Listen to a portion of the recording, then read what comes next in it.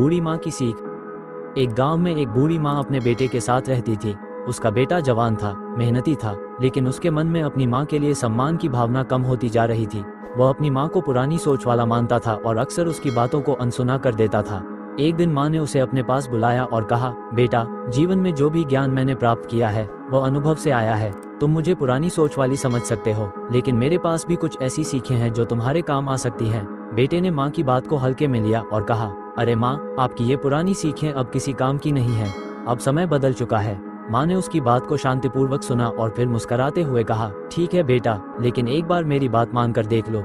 कुछ समय बाद बेटे के काम में कुछ समस्याएं आ गईं और वह निराश रहने लगा। तब माँ ने उसे समझाया कि मेहनत और धैर्य से बड़ी कोई चीज नहीं होती।